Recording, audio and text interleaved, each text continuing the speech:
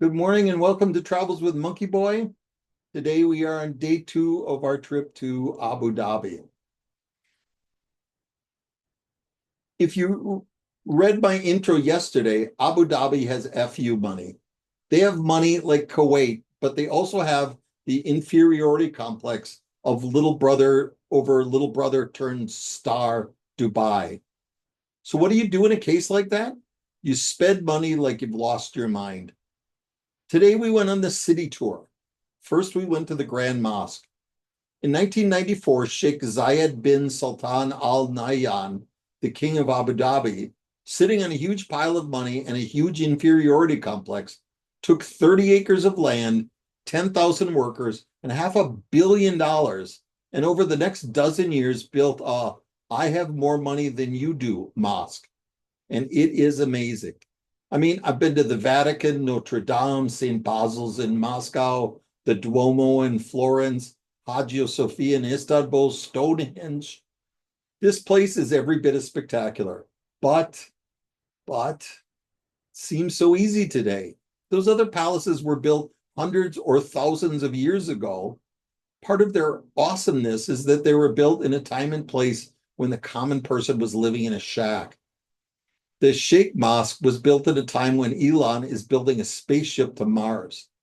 Danielle made the legitimate argument of, in 500 years, what will those people say we left behind?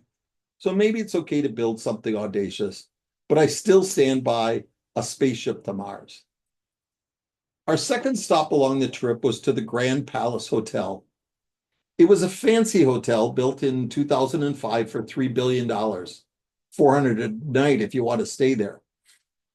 At the time, the most expensive hotel in the world, and soon overshadowed by little brother Dubai's Burj Khalifa Hotel, which is the world's tallest building. This hotel was just okay, or I imagine it was, as we only got to stand outside it on the steps and take pictures. You can Google it. The ceilings are done in gold leaf, which only lasts 4 or 5 years, so they spend $150,000 a year in just replacing the gold leaf. Fancy raking, I guess. The more interesting part of the visit is we were in a tour group of 5, Danielle and I, along with a family of 3 from Slovakia. During my grilling of them, it turned out the daughter was a 3-time world champion. I mean, it was the world champion of IBBF, International Bodybuilders Federation athletic competition. But man, if I was 3 times world champion of anything, I would introduce myself as 3-time world champion Dan Morris. I'd get business cards saying that. They were in town for a meet, and we promised we would come and watch. We didn't. She won. I got a picture of Danielle and her on the steps of the hotel, as you can see behind me.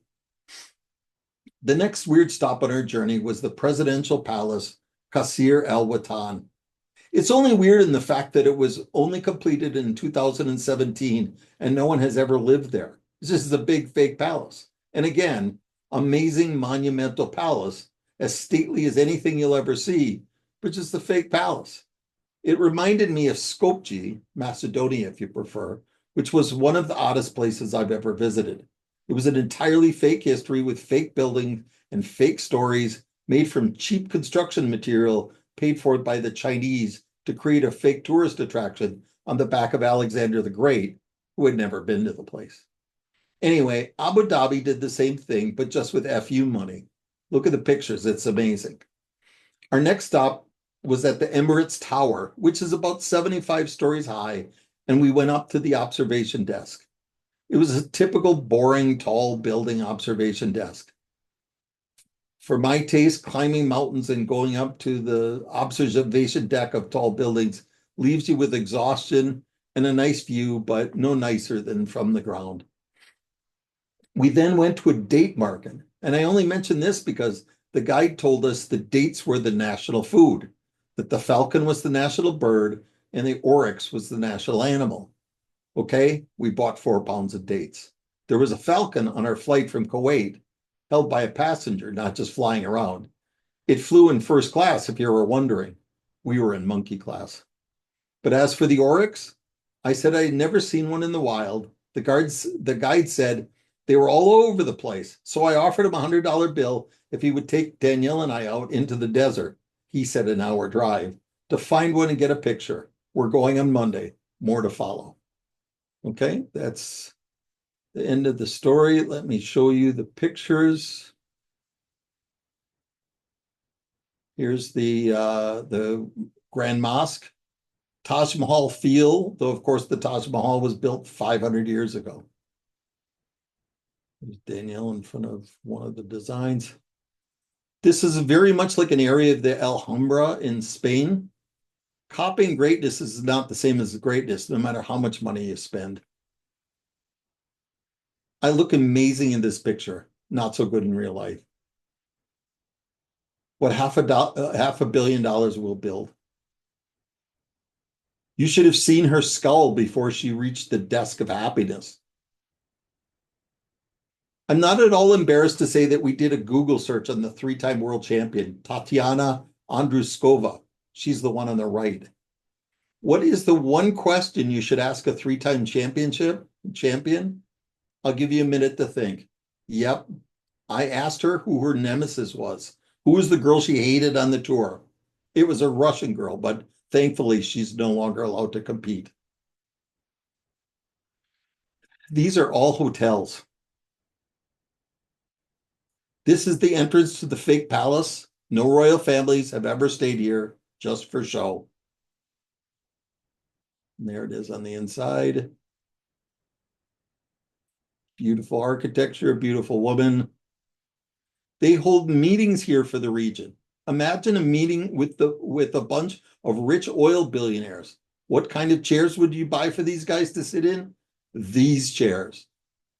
The outrageous thing is they didn't allow us to sit in them. The most valuable chairs in the world, and us poor tourists couldn't sit in them. Some amazing chandeliers. This is the world's largest single handmade carpet in the world. I have it on good authority that they had 1,000 Iranian girls locked in here for 2 years sewing this carpet. Note, I made this up, but the carpet is real.